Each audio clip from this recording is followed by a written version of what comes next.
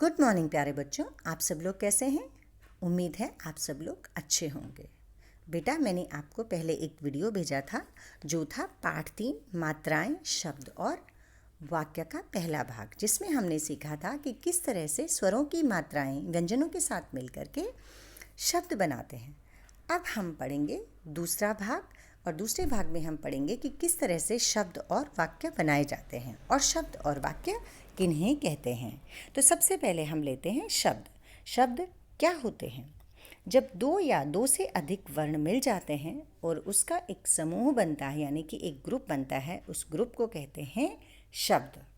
उदाहरण आप देख सकते हैं, जैसे कि क हलंत प्लस अ, ल हलंत प्लस अ, श हलंत प्लस अ इज इक्वल टू कलश। उसी तरह से म हलंत प्लस अ, छ हलंत प्लस अ, ल हलंत प्लस ई इज इक्वल टू मछली। अब हमने देखा कि किस तरह से दोनों शब्द वर्ण यानी कि स्वर और व्यंजन के मेल से, यानी कि दोनों के मिलने से बने हैं। ये किसी के नाम हैं और इनका मतलब हमको समझ में आता है। इसका मतलब ये हुआ कि वो वर्ण समूह जिनका की अर्थ निकलता है, यानी कि जिनका की मीनिंग निकलता है, हम उनको ही शब्द मानते हैं। वो वर्ण समूह जिनका की कोई अर्थ नहीं निकलता है, उनको हम शब्द नहीं मानते हैं। उदाहरण के तौर पे आप लोग देख सकते हैं कि य प्लस को प्लस ल इज इक्वल टू यकोल।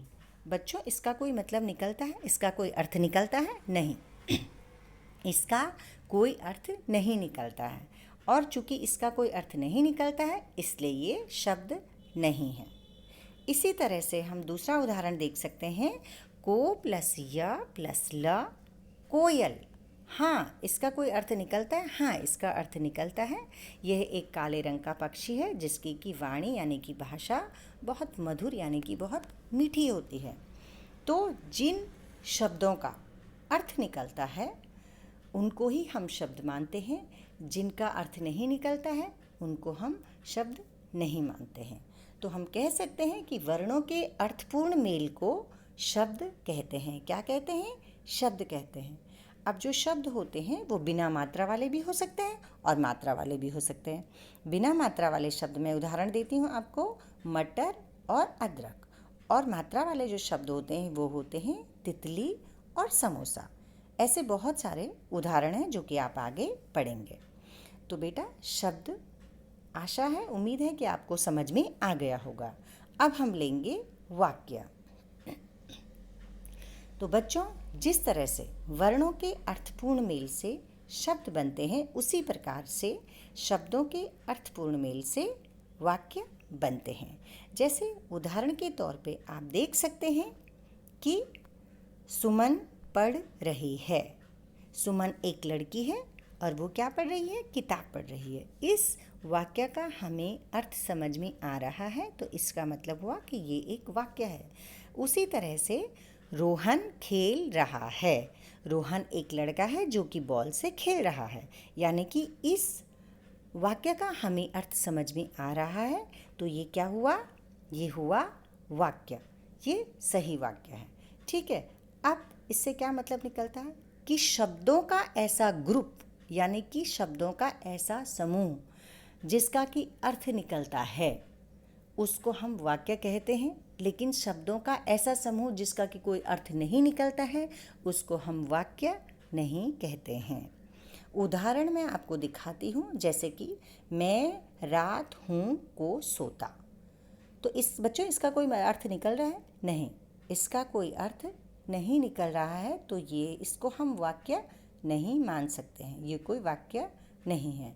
लेकिन अगर इसको हम सही क्रम में लगाएं तो इसका अर्थ निकल सकता है। जैसे कि उदाहरण आप देख सकते हैं, मैं रात को सोता हूँ। हाँ, इसका अर्थ निकल रहा है, इसका मतलब निकल रहा है। तो ये एक क्या हुआ? ये एक वाक्य है। चलिए बच्चों, ऐसे ही हम कुछ वाक्य बनाते हैं। जैसे कि अमन स्कूल जाता है। अमन प्लस स्कूल प्लस जाता प्लस है। ये हमने 4 शब्द लिए और इनसे हमने वाक्य बनाया, अमन स्कूल जाता है। इसका अर्थ निकल रहा है, तो मतलब क्या हुआ? ये एक वाक्य है। उसी तरह से मम्मी खाना बनाती है, मैं कार से खेलता हूँ, गाय घास खाती है। तो इसका मतलब क्या हुआ, ये चारों के चारों जो वाक्य हैं इनका अर्थ निकल रहा है, इनका मीनिंग निकल रहा है। तो ये चारों के चारों क्या हैं, ये चारों के चारों वाक्य हैं। ठीक है, अब हम कह सकते हैं कि शब्दों के सही और अर्थपूर्ण मेल को क्या कहेंगे, क्या कहते हैं, वाक्य कहते हैं। अब बेटा, जिस तरह से वर्णों के मेल से शब्द और शब्दों के मेल से वाक्य बनते हैं, उसी तरह से वाक्यों के मेल से क्या बनती है, भाषा बनती है। अब हम देखते हैं कि हमने इस पूरे पाठ में क्या पढ़ा। ठीक है, अब हम पढ़ते हैं अ जो स्वर है वो सभी व्यंजनों के साथ में लगता है, जो कि मैंने भाग 1 में आपको बताया था। पहले वाले वीडियो में मैंने आपको समझाया था कि किस तरह से स्वर अ सारे व्यंजनों के साथ में जुड़ा हुआ होता है। अब अ को छोड़ करके, अ स्वर को छोड़ करके सारे स्वरों की मात्राएं होती हैं। मात्राएं व्यंजन के चारों ओर लगती है, यानी कि दाईं तरफ भी, बाईं तरफ भी, ऊपर भी और नीचे भी लगती है। वर्णों के अर्थपूर्ण मेल को शब्द कहते हैं और शब्दों के अर्थपूर्ण मेल को क्या कहते हैं, वाक्य कहते हैं। उम्मीद है बच्चों आपको ये पाठ अच्छे से समझ में आ गया होगा। तो अब मैं इस पाठ को यहीं पे समाप्त करती हूँ। धन्यवाद।